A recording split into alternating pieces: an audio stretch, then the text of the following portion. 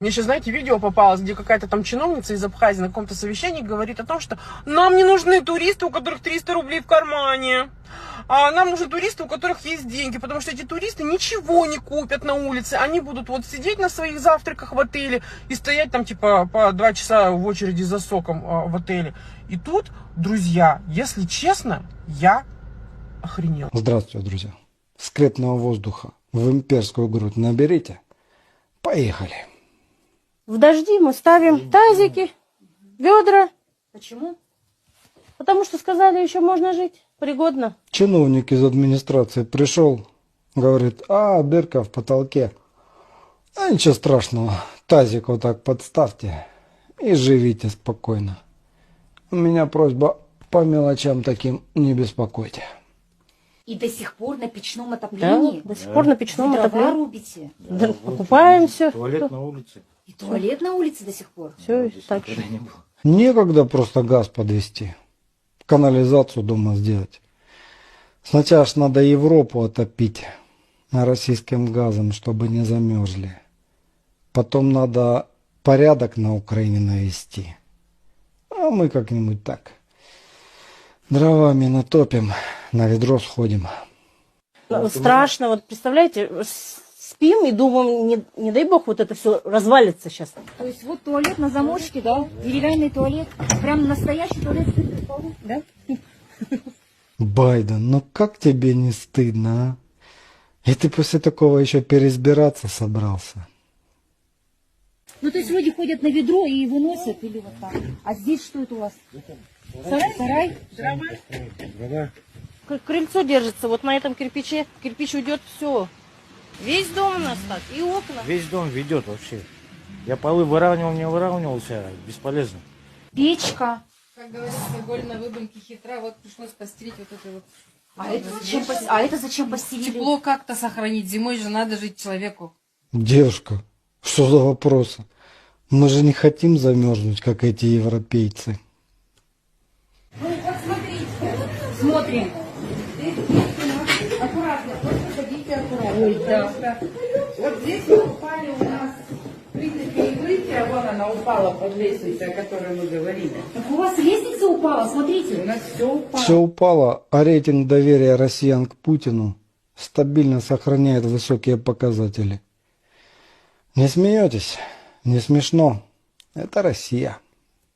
Это ваша квартира? Это моя квартира. Почему да. вы здесь не можете жить? Ну, потому что здесь просто с детьми, невозможно. Что это такое? Это плесень. Это черная плесень? Я каждый день ложусь спать и думаю, господи, чтоб второй этаж на меня не упал. Потому что, правда... Спать ложусь и думаю, господи, когда ж нам уже ПВО поставить на первом этаже? От несанкционированного спуска на голову второго этажа. Второй этаж, я не знаю, как живет. У меня на первом от мамы, у меня мама надо мной живет, у меня от мамы ко мне вода. У меня на полу стоит тазик. Я не представляю, что творится на втором этаже. В люстре вот, под люстрой лампочка полная воды, и с нее капает ведро 5 минут, и оно опять полное. Верхний этаж уже мироточит от переизбытка терпения. Вот, они, то есть, не стали трубу проводить, взяли сюда, зацепились. В любой момент прорвет горячую воду в отопительный сезон, ошпарит всех не на шутку. Дождик идет, все протекает, и прям щитовой. А в тот раз она прям бабахнула. Да. Все, конечно. То есть вы можете в любое время или загореться, или утонуть? Да, господи. Вот или убиться, да, ноги переломать. Или загореться, или утонуть, или ноги переломать, или током ударит. Современные перспективы жизни в российской глубинке эпохи позднего путинизма. Вот это туалет, и сюда ходят люди? Ну, да. И вот там это другой туалет, да, для другой квартиры. 21 век, люди до сих пор пользуются деревянными уличными туалетами. Не, ну ужас, конечно. Но не такой же ужас, как в Швеции Лавров рассказывал. Правда? Там же вообще ужас.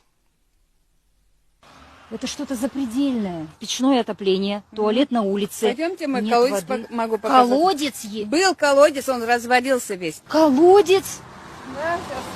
Столетний колодец. Столетний колодец. Здесь вся улица, все отсюда брали. Короче, обещали нам ее сделать, потом пришли, сказали, что у нас денег нет, и не будем делать, типа. Потерпеть просто еще надо. Просто денег нет. Будут деньги, сразу же выроем колодец. А вам надо просто еще потерпеть. Путин и так работает, старается как может. По 23 часа в сутки. По моим прикидкам, он не спал где-то как раз часа 23, может быть даже уже в районе суток, с легкими перерывами, где-то на возможность там, в транспорте, в вертолете. У президента, как я понял, действительно очень тяжелый, рваный график. Конечно, тяжелый график. Столько всего надо украсть в такой огромной стране. И лапши навешать такому большому количеству человек. Не справляется просто, не успевает. Да единственное хорошо, хоть друзья помогают, выручают. Чемезов, Сечин, Миллер. Дмитрий Песков гордится, что его сын поехал воевать в Украину. Как любой родитель, естественно, любой родитель сразу нервничает. И мы, конечно, очень серьезно с ним говорили. Но он взрослый мужик уже, просто он не ребенок, ему не 18 лет. И у него такая судьба очень нелегкая. А теперь 100% судьба будет нелегкая. Столько людей уже дало показаний, что он там был. Коленька уже просто так не соскочит, Коленька просто так, нет. И он принял решение, и я с уважением к этому отнесся. Ну, такое решение, я бы сказал, было для меня, конечно, неожиданное, но тем не менее, я им горжусь. Батя с сыном гордится. Так трогательно. Как не вспомнить стихотворение «Русский папа». Мой папа большой и сильный, и еще у него автомат. Он мне привезет мобильный, а братику самокат. Мой папа лучший на свете. Не смог это дома купить. Ему это дали дети, которых пришлось. А маме везет он шубу. Хотела такую давно. И шутит смешно, что трупам не холодно все равно. А мама, конечно, рада. И папу хвалит она. Бери, говорит, что надо. Зачем же тогда война? Не буду учиться в школе. Зачем напрягать мозги? Не буду работать в поле, лечить и учить других. Буду как папа, солдатом, чтоб просто и без затей при помощи автомата жену содержать и детей. А вот это загнивающая Америка. Загнивающим американцам, оказывается, не надо никуда ехать, чтобы прокормить свои семьи. Достаточно просто прийти в супермаркет и попросить бесплатной еды. Yes, please. Это мы берем по программе ВИК для детей. Весь этот товар бесплатно. Государство оплачивает. Сок, бананы, молоко, сыр, фрукты, яблок вот. Несколько пакетов.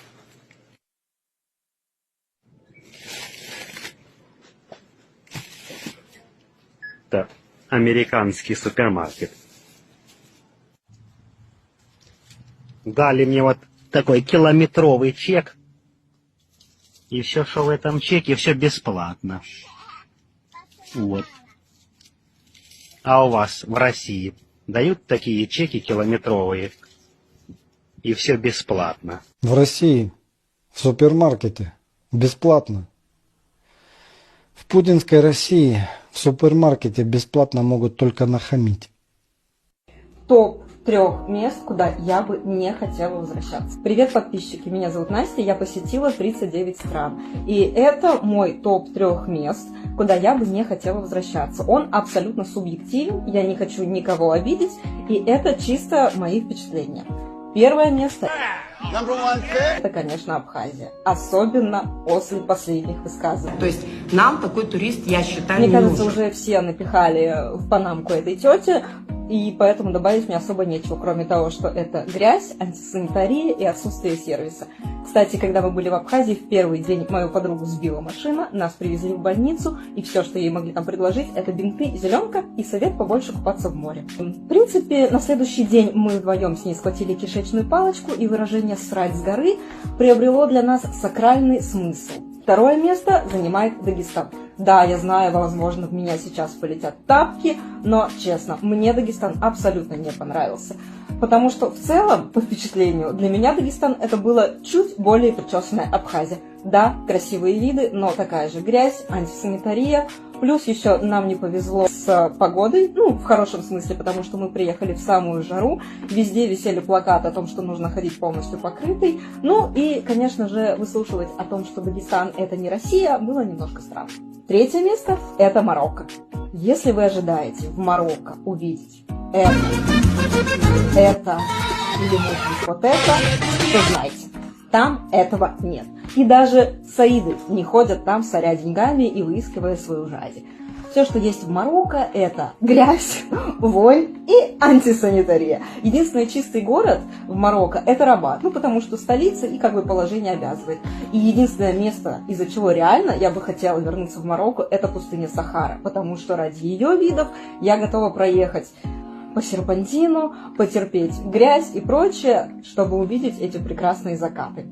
Пишите в комментариях, в какие места вы бы не хотели возвращаться. Давайте составим наш общий рейтинг антиприкольных стран или мест. Мне сейчас, знаете, видео попалось, где какая-то там чиновница из Абхазии на каком-то совещании говорит о том, что нам не нужны туристы, у которых 300 рублей в кармане.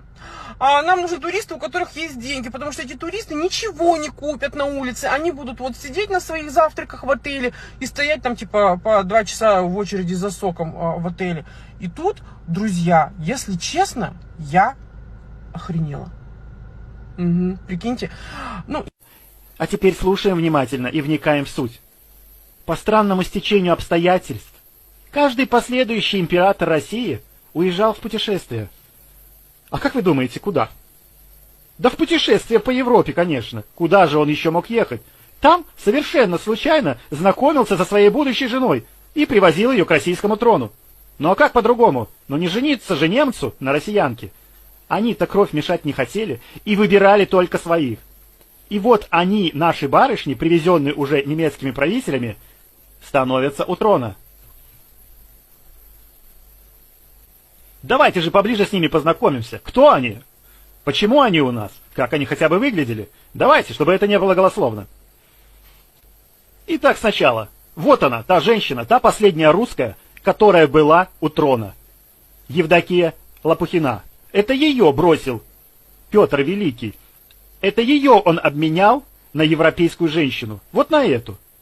Вот она, Марта Самуиловна Скавронская, которую переименовали в Екатерину. А вот уже Петр III, урожденный, знаете как? Карл Петер Ульрих, с немецкого языка, естественно, и его благоверная супруга Екатерина II, урожденная София Августа Фредерика Ангельцербская, тоже с немецкого языка. А вот следующий царь, Павел I, урожденный от брака Петра III и Екатерины II. И, как вы до этого уже видели, это оба чистые немцы. И кто же были жены? А у него, кстати, были 2 жены у Павла I. Так вот, первая его жена, Наталья Алексеевна, такое она себе придумала имя, отчество, когда вышла замуж за Павла I. Так вот, она принцесса Августа Вильгельмина Луиза Гессен-Драмштадтская. А вторая его жена, Мария Федоровна, так она решила называться, принцесса София Доротея Вюртембергская, дочь Фридриха II. Но следующий русский царь, соответственно, чистокровный немец, Александр I.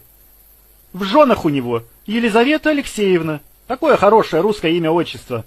Однако посмотрим, как она урождена. А урождена она, как Луиза Мария Августа Баденская. А вот следующий царь, Александр II, как вы понимаете, тоже чистокровный немец, у престола Российской империи. И его жена, Мария Александровна. А звали ее по-настоящему Максимилиана Вильгельмина Августа София Мария Гессенская. Следующий немецкий царь на российском престоле Александр III и его жена Мария Федоровна. Такое простое русское имя.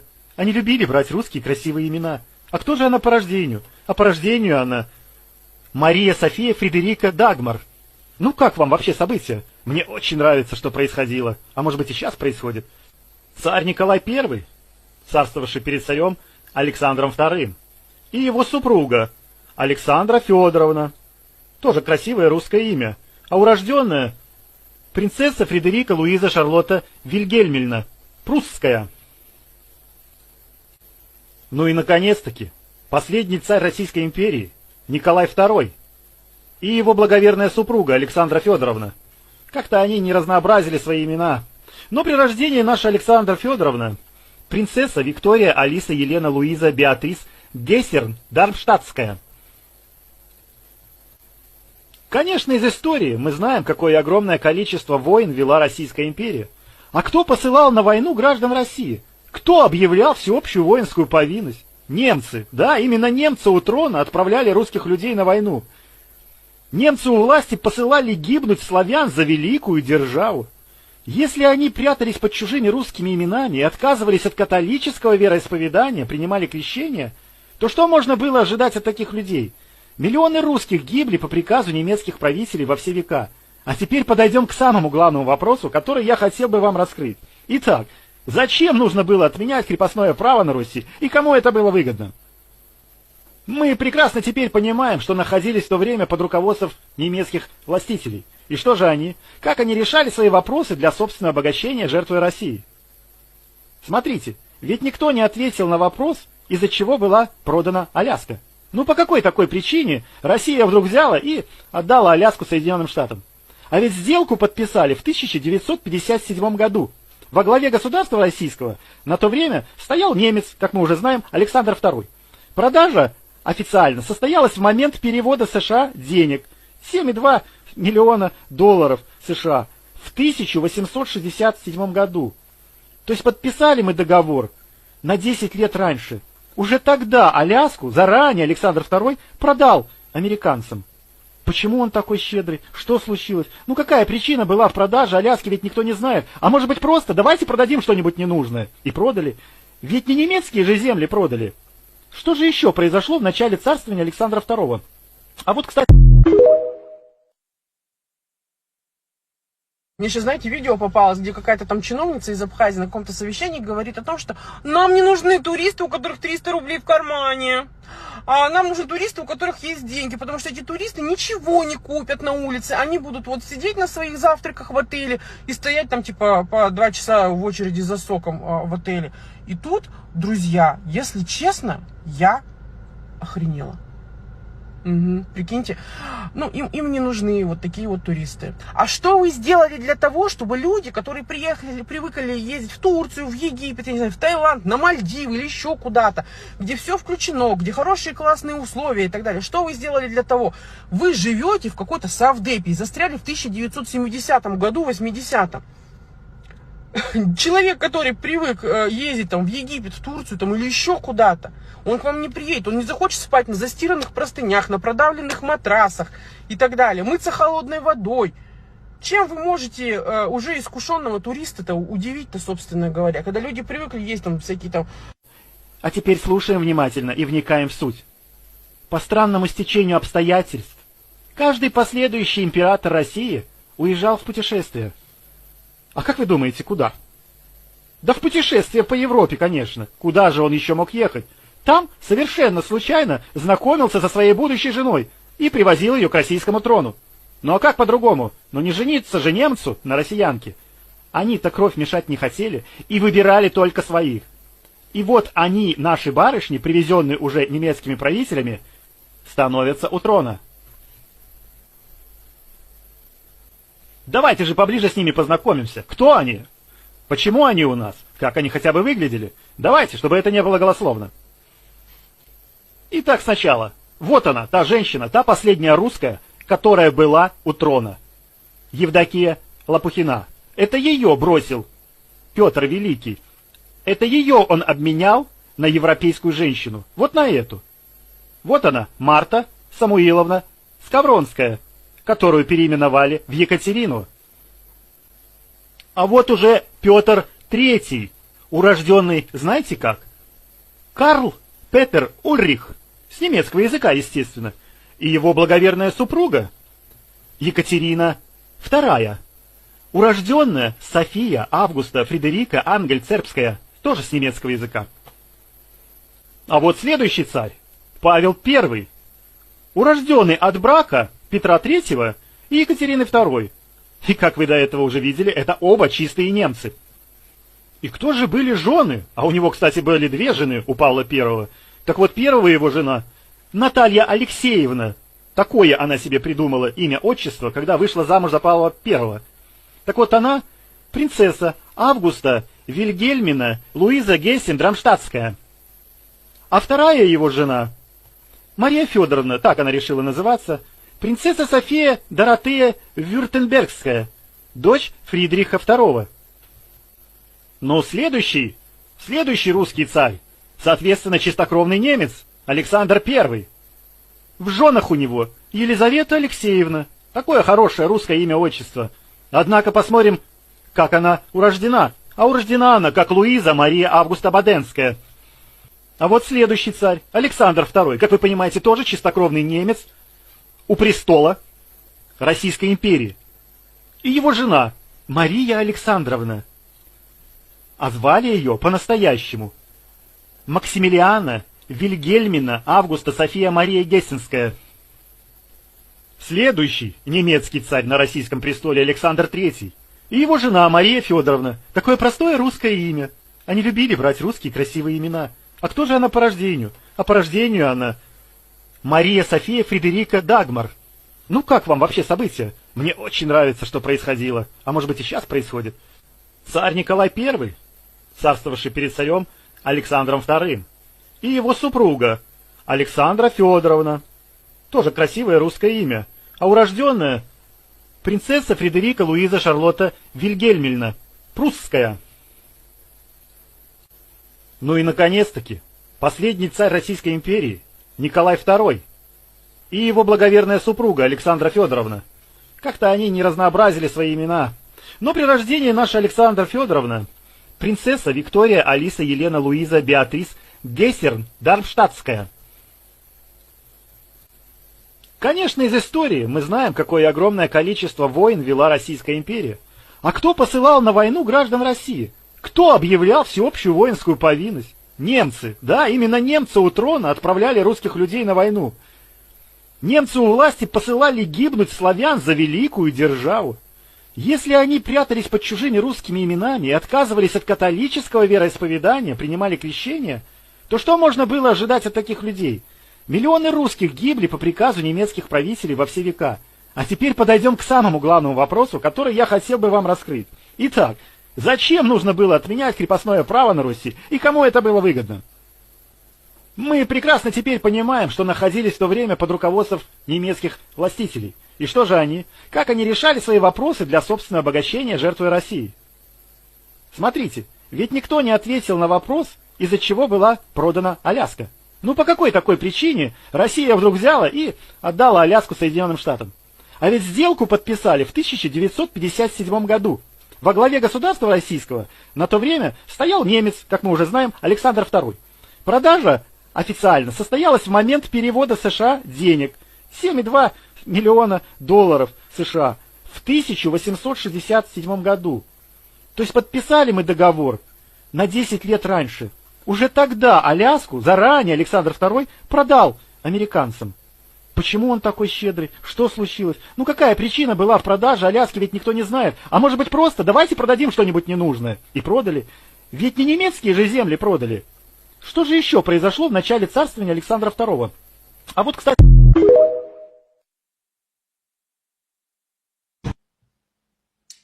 Ну вот как-то даже обидненько становится на самом деле.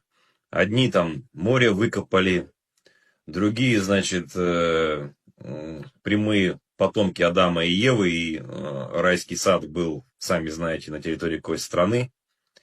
Что-то даже как-то обидно. Может, уже что-нибудь мы тоже себе придумаем? Ну, ё-моё, скоро так все займут. Ребята, ну, давайте накидайте в комментариях, а что там древние русы сделали? Я не знаю, может Эверест тачками насыпали, насобирали, камней наскладывали, получился Эверест. Ну, я не знаю, просто версии накидайте. У меня не такая богатая фантазия, как у этих ребят, поэтому давайте.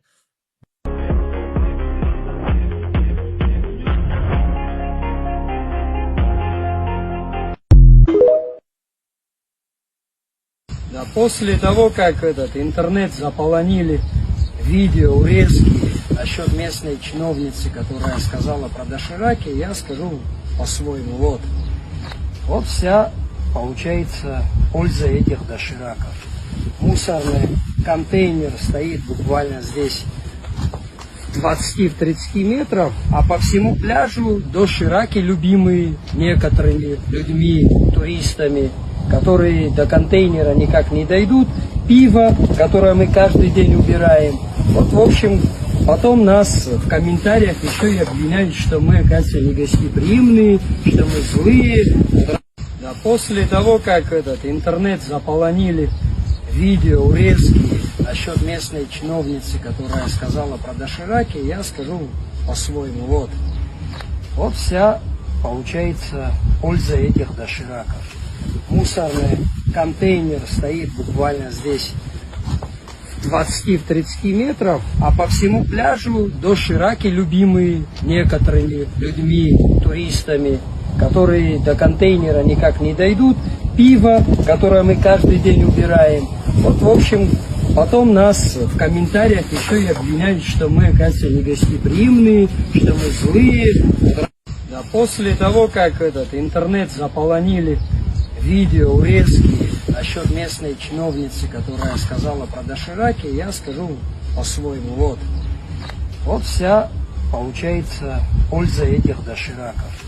Мусорный контейнер стоит буквально здесь 20-30 метров, а по всему пляжу дошираки, любимые некоторыми людьми, туристами, которые до контейнера никак не дойдут, пиво, которое мы каждый день убираем.